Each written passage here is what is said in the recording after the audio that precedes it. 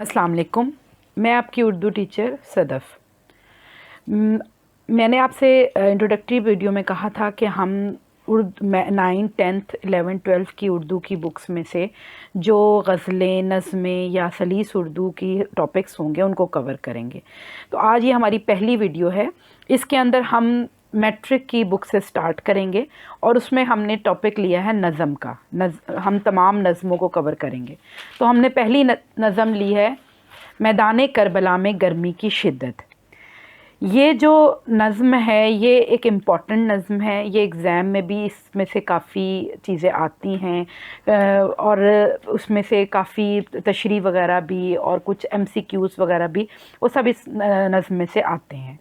ये नज़म मीर अनीस ने लिखी है और ये बेसिकली उनकी ये जो नज़म है ये उनके एक मरसिए के अंदर से एक पार्ट है जो कि मैदान करबला में गर्मी की शिद्दत के टॉपिक से बुक के अंदर दिया गया है।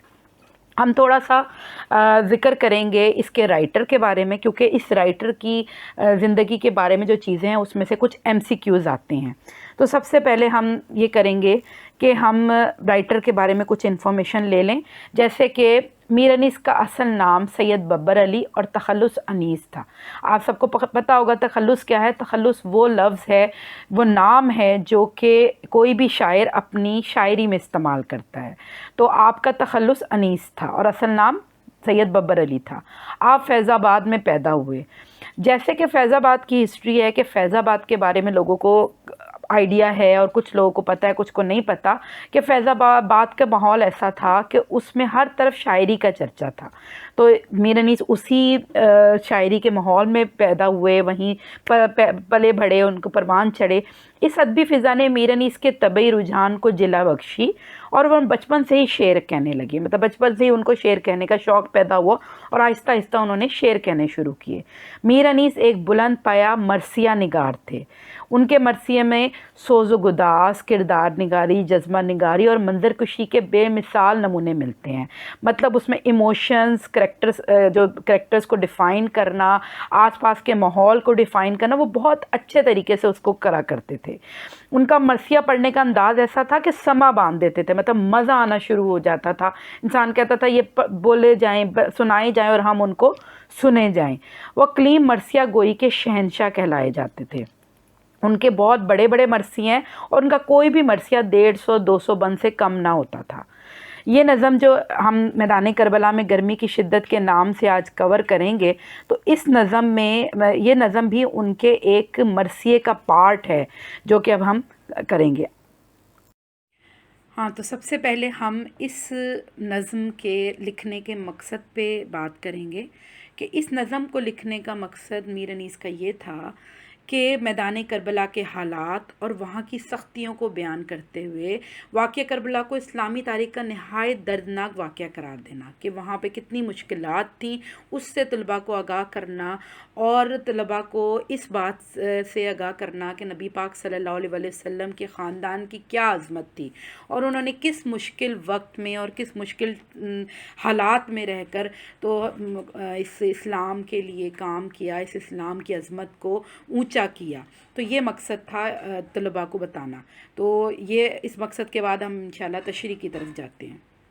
हम पहले शेर से स्टार्ट करते हैं। गर्मी का रोज़ जंग की क्यों कर करूं बयां, डर है कि मिस्ल शम्मा न जलने लगे ज़ुबां।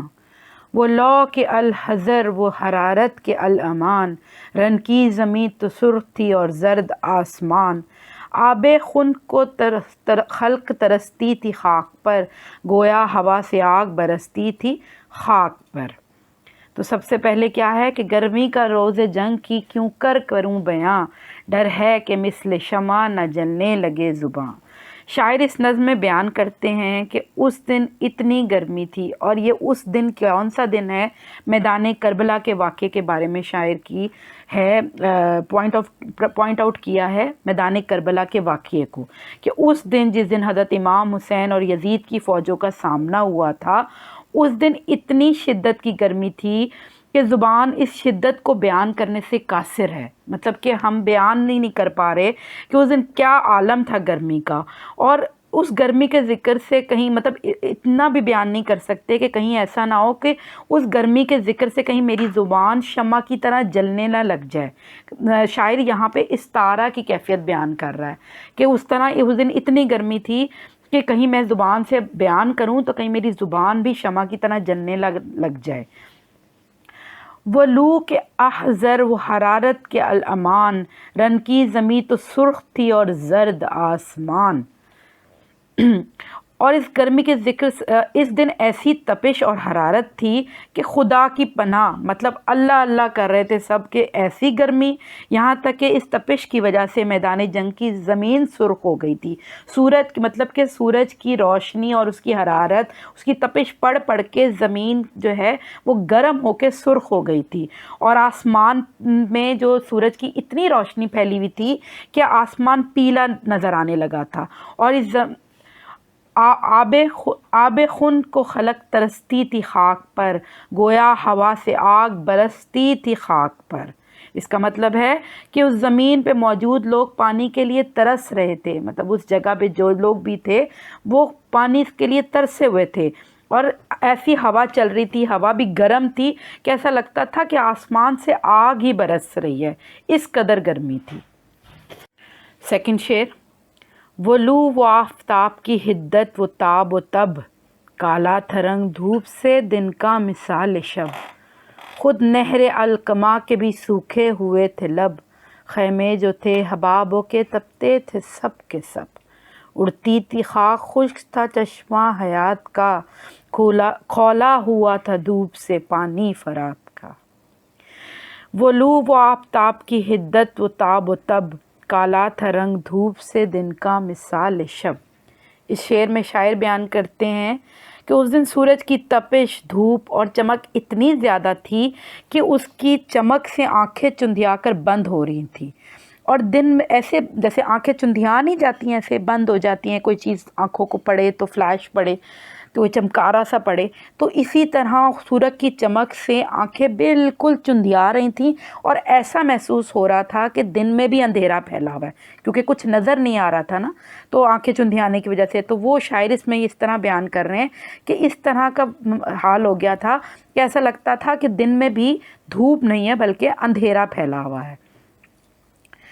خود نہر القما کے بھی سوکھے ہوئے تھے لب، خیمے جو تھے حبابوں کے تپتے تھے سب کے سب۔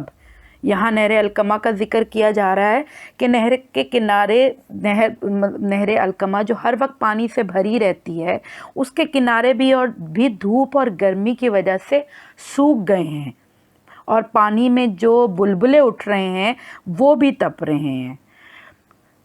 خیمے جو تھے حبابوں کے تپتے تھے سب کے سب، اور اس میدان کے اندر جو خیمے لگے ہوئے ہیں وہ بھی بالکل گرم ہیں، اندر باہر ان میں سب میں تپش ہی تپش ہے اور کچھ نظر نہیں آ رہا۔ اڑتی تھی خاک چشم کا چشمہ حیات کا، کھولا ہوا تھا دھوپ سے پانی فرات کا۔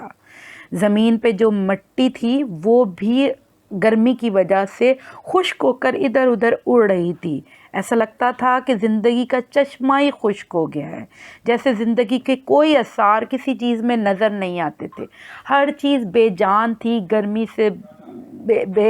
گرمی سے پریشان اور بے جان تھی۔ اور نہر فرات کے بارے میں کہا جا رہا ہے کہ نہر فرات کا پانی بھی گرمی کی وجہ سے اس پہ تپش پڑ کے، سورج کی روشنی پڑ کے، سورج کی گرمی پڑ کے وہ بھی بالکل ابلا ہوا تھا، اور جو میدان جنگ کے خیمے تھے وہ بھی تپ رہے تھے۔ تیسرا شعر، جھیلوں سے چار پائے نہ اٹھتے تھے تا بشام، مسکن میں مچھلیوں کے سمندر کا تھا مقام، آہو جو کاہلے تھے تو چیتے سیاہ فام، پتھر پگھل کے رہ گئے تھے مثل موم خام، سرخی اڑی تھی پھولوں سے سبزی گیاہ سے، پانی کنویں میں اترا تھا سائے کی چاہ سے۔ جھیلوں سے چار پائے نہ اٹھتے تھے باشام تا بشام، مسکن میں مچھلیوں کے سمندر کا تھا مقام۔ اس بند میں میر انیس بیان کرتے ہیں کہ میدان کربلا میں انسان تو کیا، جانور اور پرندوں کا بھی گرمی سے برا حال تھا، वो क्या करते थे कि सुबह से शाम तक गर्मी से बचने के लिए झीलों के पानी में बैठे रहते और वहाँ से उठते नहीं थे कि कम से कम पानी के अंदर बैठे रहेंगे तो हमें गर्मी तो नहीं लगेगी। वो बस पानी में बैठे रहते। और जो मछलियाँ जो पहले समंदर की तह ऊपर आके तैरती रहती थीं, वो मछलियाँ भी तह उसकी समंदर की तह में छुपी बैठी हैं कि कम से कम वहाँ तक गर्मी तो नहीं पहुँचेगी, बस पानी में बैठे रहेंगे। आहू जो काहिले थे तो चीते स्या फाम, पत्थर पिघल के रह गए थे मिसले मोम में खाम। शायर कहते हैं कि हिरन जो हर वक्त इधर से उधर भागता फिरता है, वो भी गर्मी से निढाल और सुस्त होकर एक तरफ पड़ा है। चीते की हिरन की आदत है ना कि वो कभी एक जगह बैठता नहीं, हर वक्त कलाचे मारता फिरता है इधर से उधर। वो भी गर्मी से इतना बेहाल है कि सुस्त होकर किसी सब्ज़े के अंदर बैठा हुआ मुंह देकर पड़ा हुआ है। और चीते का रंग भी स्याह हो गया है, क्योंकि वो चीता भी मतलब गर्मी सह कर इतना हो गया, इतना बेहाल हो चुका है कि उसका चेहरा बिल्कुल स्याह माइल हो चुका है, उसके चेहरे पे कालक सी फिर गई है। और शायर जो है वो गर्मी की शिद्दत को इस तरह बयान कर रहे हैं कि इतनी गर्मी है यहाँ पे, इतनी गर्मी है। इस बेसिकली इस मिसरे के अंदर शायर ने सिन्फ़ मुबालगा का इस्तेमाल किया है। मतलब सिन्फ़ मुबालगा का मतलब होता है एग्जैजरेशन। इतनी एग्जैजरेशन किया है कि उन्होंने ये बयान किया है कि इतनी गर्मी है। कभी पत्थर पिघला है? नहीं पिघलते ना, लेकिन उन्होंने मुबालगा एग्जैजरेशन किया है कि इतनी गर्मी है कि पत्थर भी पिघलना शुरू हो गए हैं, बिल्कुल मोम की तरह। बेसिकली उनका मकसद आपको ये बयान करना है कि गर्मी का क्या आलम था, किस कदर शिद्दत की गर्मी थी कि ऐसा लग रहा था कि पत्थर भी पिघल जाएंगे। सुर्खी उड़ी थी फूलों से सब्जा गया से, पानी कुएं में उतरा था साए की चाह से। आखिर में शायर कहता है कि फूल पौधे भी गर्मी के असर से महफूज नहीं हैं। मतलब पौधों पे दरख्तों पर भी गर्मी है, वो भी सूरज की तपिश से मुरझा गए हैं। ज़ाहिरी बात है, जब फूल पौधों पर इतनी धूप पड़ रही है तो वो आहिस्ता आहिस्ता मुरझाना शुरू कर देते हैं। तो शायर उसी चीज़ को बयान कर रहा है कि सूरज की तपिश से वो मुरझा गए हैं और उनकी रंगत फीकी हो गई है। फूलों का रंग, जैसे कि हर फूल का रंग एक शोक रंग होता है और सब्ज़े का रंग सब्ज़ होता है, तो वो कह रहा है कि फूलों का जो शोक से रंग है, जैसे किसी का लाल है, किसी का पीला है, वो भी ख़त्म हो गए हैं। जब फूल मुरझा जाता है तो देखा है ना आपने कि उनके ऊपर से कोई रंग नहीं रहता, ऐसे कालक सी फिर जाती है। तो वो कह रहा है कि इतनी गर्मी के बावजूद फूलों का जो शोक रंग है वो ख़त्म हो गया है और सब्ज़े के ऊपर से वो ग्रीनरी भी ख़त्म, उनके ऊपर हरा रंग ख़त्म हो गया और सिर्फ कालक सी है। पानी कुएं में उतरा था साए की चाह से, और कुएं का पानी भी लगता है कि जैसे साए को तलाश करते करते ऐसे नीचे की तरफ मुंह छुपाता उन्होंने इस्तारा का इस्तेमाल किया। इस्तारा मीन्स किसी चीज़ की तशबीह देना, किसी चीज़ से बताना कि इस तरह हुआ होगा। तो वो क्या किया है कि वो कह रहे हैं कि कुएं का पानी भी साए को तलाश करते करते ऐसा लग रहा है कि जैसे बिल्कुल नीचे कुएं की तह में जाके बैठ गया है। उसका मतलब यही है कि हर चीज़ जो भी वहाँ पे नज़र आ रही है वो सब बेरंग हो चुकी है। कोसों किसी शजर में न गुल थे न बरगुबार, एक एक नखल जल रहा था सूरते चिनार। हंसता था कोई गुल न लहता था सब्ज़ार, कांटा हुई थी सूख के हर शाख बारदार। गर्मी ये थी कि जीस से दिल सब के सर्द थे, पत्ते भी मिसले चेहरा मदकूक जर्द थे। कोसों किसी शजर में न गुल थे न बरगुबार, एक एक नखल जल रहा था सूरत चिनार। इस शेर में मीर अनीस फूल पौधों का हाल बयान कर रहे हैं और कह रहे हैं कि मैदान में दूर दूर तक किसी दरख्त पे कोई फूल नज़र नहीं आ रहा था। सारे फूल जो है ना वो गर्मी से जल चुके थे, जल गए थे, मुरझा गए थे। वहाँ पे दूर दूर तक कोई फूल नज़र नहीं आ रहा था। और जो दरख्त थे ना, या آپ کو پتہ ہے کہ چنار کا جو درخت ہوتا ہے، یہاں پہ استعارہ استعمال کیا ہے، امیجنیشن کا بنائی ہے چنار کے درخت سے. جو چنار کا درخت ہوتا ہے نا، اس کے سارے پتے ریڈ کلر کے ہوتے ہیں. تو وہ بیسیکلی جب آپ دیکھتے ہو نا چنار کے درخت کو، تو ایسا لگتا ہے جیسے کوئی لال ریڈ کلر کا کوئی درخت کھڑا ہوا ہے. تو اس سے وہ شاعر اس کو دے رہا ہے تشبیہ کہ ایک ایک نخل جل رہا تھا صورت چنار، کہ جب وہ سارے درخت جو مرجھائے ہوئے تھے اور ان پہ سورج کی روشنی اور تپش پڑ رہی تھی، تو ایسا لگ رہا تھا کہ ہر درخت جو ہے نا وہ چنار کا درخت نظر آ رہا تھا. ہنستا تھا کوئی گل نہ لہکتا تھا سبززار، کاٹا ہوئی تھی سوکھ کے ہر شاخ باردار. اس شعر میں شاعر کہتا ہے کہ درخت سورج کی تپش سے کسی پھول میں یا درخت میں زندگی کی کوئی لہر نظر نہیں آتی تھی. مطلب سارے جو درخت تھے اور وہ پھول پتے، ہر ڈالی سوکھ کے کانٹا ہو گئی تھی، ان میں کسی میں بھی کوئی نمی یا کوئی زندگی کچھ نہیں تھا. ہر درخت پھول کسی میں کوئی زندگی کے آثار نظر نہیں آتے تھے. گرمی یہ تھی کہ زیست سے دل سب کے تھے سرد، پتے بھی مثل چہرہ متکوک زرد تھے. کسی چیز میں زندگی کے کوئی آثار نظر نہیں آتے تھے، ہر چیز بے جان تھی. یہاں تک کہ پتوں کے چہرے بھی ایسا لگتا تھا جیسے بیماروں کے، جب کوئی بیمار ہوتا ہے اور زیادہ دیر تک، زیادہ عرصے تک بیمار رہے، تو اس کے چہرے پہ ایک پلاہٹ سی آ جاتی ہے، ایک زردی سی پھیل جاتی ہے کمزوری کی وجہ سے. تو شاعر بھی یہاں پہ اسی کی تشبیہ دے رہے ہیں کہ پتے بھی کے چہرے بھی یا پتے بھی ایسے لگتا تھا جیسے کسی بیمار کا چہرہ ہے، بالکل زرد پھیکے ہوئے. شعر نمبر 5. شیر اٹھتے تھے نہ دھوپ کے مارے کچھار سے، آہو نہ منہ نکالتے تھے سبززار سے. آئینہ مہر کا تھا مقدر غبار سے، گردوں کو تب چڑھی تھی زمیں کے بخار سے. گرمی سے مضطرب تھا زمانہ زمین پر، بھنجاتا تھا جو گرتا تھا دانہ زمین پر. شیر اٹھتے تھے نہ دھوپ کے مارے کچھار سے، آہو نہ منہ نکالتے تھے سبززار سے.